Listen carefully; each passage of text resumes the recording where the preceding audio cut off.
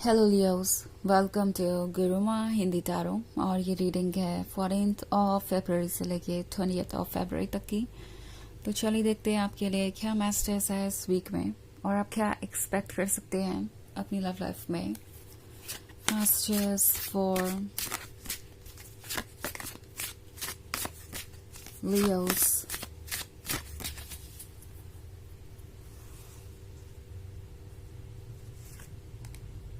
Four of Knives, Five of Grails, the Star, Four of Grails,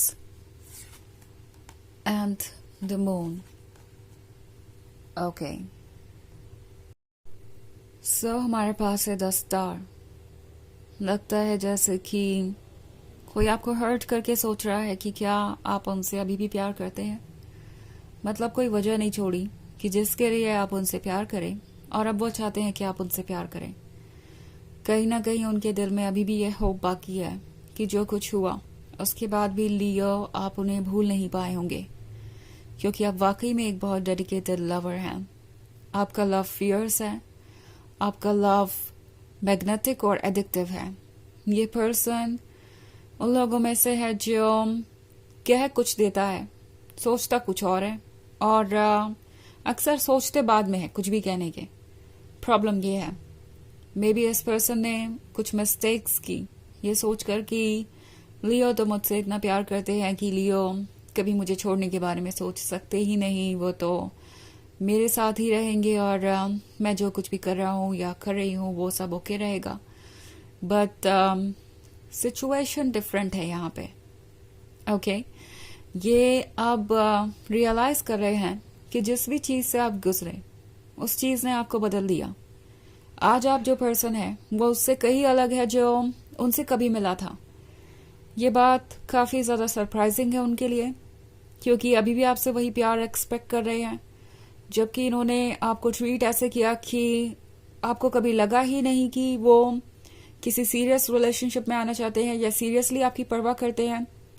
so it's like मैं चाहे love reciprocate करूं या ना करूं लियो का, लियो तो मुझे प्यार करेंगे ही करेंगे, क्योंकि लियो अनकंडीशनल लवर जो है। फोर ऑफ ग्रेल्स का कार्ड हो सकता है ये आपको ड्रेन कर रहे हो। काफी लंबे समय से ये आपसे कॉम्प्रोमाइजेस और सेक्रीफाइसेस करवा रहे थे, एंड प्रोबेबली आप करते जा रहे थे बिकॉज आपको उनसे प्यार था। आपको ये उम्मीद थी कि कभी तो वो समझेंगे कि आप किस सिचुएशन से गुजर रहे हैं। बट ये पर्सन इस बात को आपकी वीकनेस समझ बैठा। ओके ये पर्सन आपकी स्ट्रेंथ नहीं देख पाया।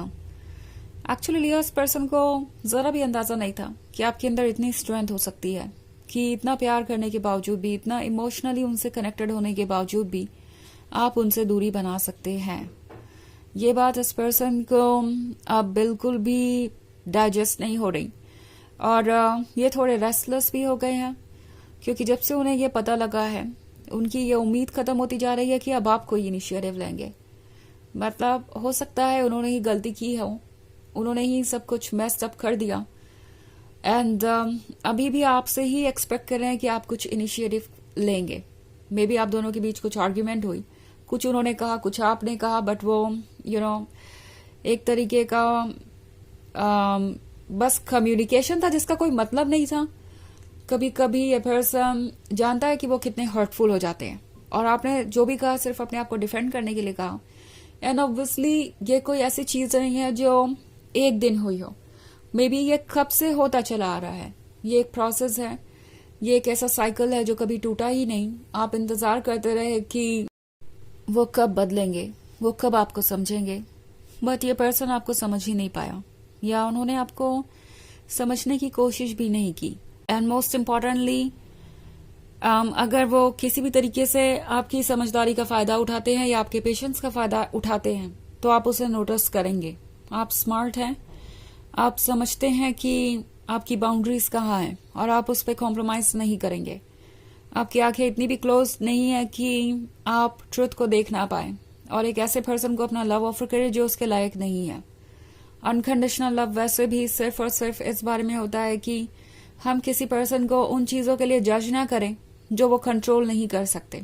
ओके बट अगर कोई अपने ऊपर वर्क नहीं करना चाहता और किसी सिचुएशन को और कॉम्प्लिकेटेड बना रहा है, तो उस पर्सन को लव देना कहीं से भी अनकंडीशनल लव नहीं है, वो एक तरीके से इग्नोरेंस है। और ये पर्सन ये जानता है कि आप ये डिफरेंस अच्छी तरीके से समझते हैं। ओके, हालांकि हो सकता है ये पर्सन आपको मैनिपुलेट करने की कोशिश करे, आपसे कहे कि आप कोई अनकंडीशनल लवर नहीं है, आप उन्हें तभी प्यार करते हैं जब वो आपके लव को रेसिप्रोकेट करे या आपको वो ऑफर करे जिसके आप हकदार हैं। बट जो ट्रुथ है वो ट्रुथ है। आप अपनी जगह सही हैं, आपको किसी को कुछ प्रूव करने की जरूरत नहीं है, इस पर्सन को भी नहीं। द मून का कार्ड है तो आप हर्ट है, काफी समय से इस जगह पे है। बहुत लोगों के लिए शायद ये ब्रेकअप बहुत पहले हुआ था, या ये जो भी इशू है ये बहुत पहले ही हुआ था, बट अभी तक आप उससे उबर नहीं पाए हैं। कहीं ना कहीं वो चीज अभी भी है आपके अंदर और हील नहीं हो पाई है। 5 ऑफ क्रेल्स है तो वो रिग्रेट कर रहे हैं अपना कहा हुआ और किया हुआ, बिकॉज उन्हें रियलाइज हो रहा है लियो कि जो चेंजेस आप में आए हैं वो उनके लिए अच्छे नहीं साबित होंगे। ओके, आपके एक्सपीरियंसेस ने आपको और ज्यादा स्मार्ट बना दिया है, और इस पेन ने भी आपको बहुत सारे मैसेज दिए हैं कि शायद आप सही जगह पे नहीं हैं। 4 ऑफ नाइफ्स है तो 4 ऑफ नाइफ्स आपको कह रहा है कि इस वक्त आपको आपके सोल के क्लोज होना चाहिए, अपने इंट्यूशन को सुनना चाहिए। जो भी विजडम आपको चाहिए आपके सोल में ही है, जो भी पावर आपको चाहिए आपके सोल में ही है।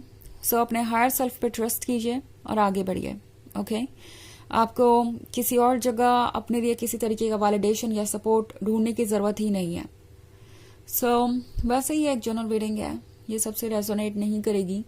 एनर्जी रिवर्स हो सकती है अगर आप क्रॉस वॉचर हैं।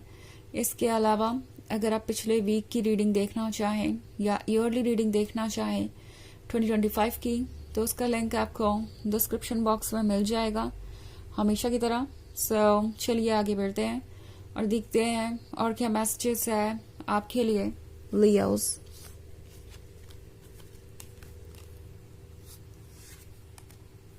Queen of Skulls, the Sun, 10 of Scepters, 7 of Scepters, and 7 of Skulls. Okay. So, the Sun का कार्ड है। The Sun है तो डिजायर्स है, लस्ट है, लव है। और क्वीन ऑफ स्कल्स को देखकर ये पर्सन थोड़ा सा इंटिमिडेटेड है। उन्हें नहीं लगा था कि वो आपका ये साइड भी देखेंगे।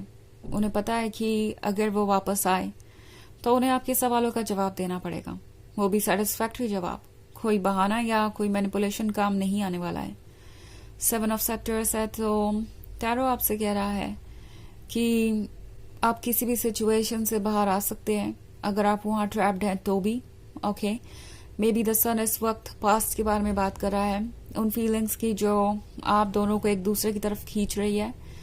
बट देन अगेन टैरो आपको रिमाइंड कराना चाहता है कि जो आप एक्सपीरियंस कर चुके हैं पास्ट में, उससे भी कई बेहतर एक्सपीरियंसेस आपका वेट कर रहे हैं। बट आपको ये श्योर करना पड़ेगा कि आप वो ना चूज करें जो आपके लायक नहीं है। 7 ऑफ स्कल्स है तो टैरो आपसे कह रहा है कि कुछ वक्त लीजिए चीजों को डिसाइड करने के लिए। 10 ऑफ सेप्टर्स के साथ मन पे से बोझ उतार दीजिए और तब जाके आप क्लियरली चीजों को देख पाएंगे और फिर फैसला ले पाएंगे कि आप इसमें रहना चाहते हैं या नहीं। तो चलिए देखते हैं आपके लिए ऑरेकल मैसेज क्या है।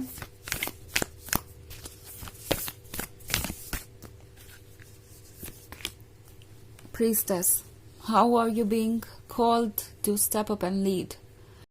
तो ये कार्ड आपसे कह रहा है कि आपको जरूरत है अपने लिए स्टैंड करने की, अपने लिए लीड करने की। ओके, आपकी सोल आपको गाइड कर रही है। सो इस वक्त सिर्फ अपने मन की सुनिए और इतना ही काफी होगा। किसी और की एडवाइसेस और ओपिनियंस को आपको ज्यादा इम्पोर्टेंस देने की जरूरत नहीं है, स्पेशली उन लोगों की जो ऑफ कोर्स आपके एक्सपेक्टेशंस पे कभी भी खरे नहीं उतरे। तो ये है रीडिंग इस वीक की। आई होप आपको अच्छी लगी होगी। Thanks for watching. Till next video, bye.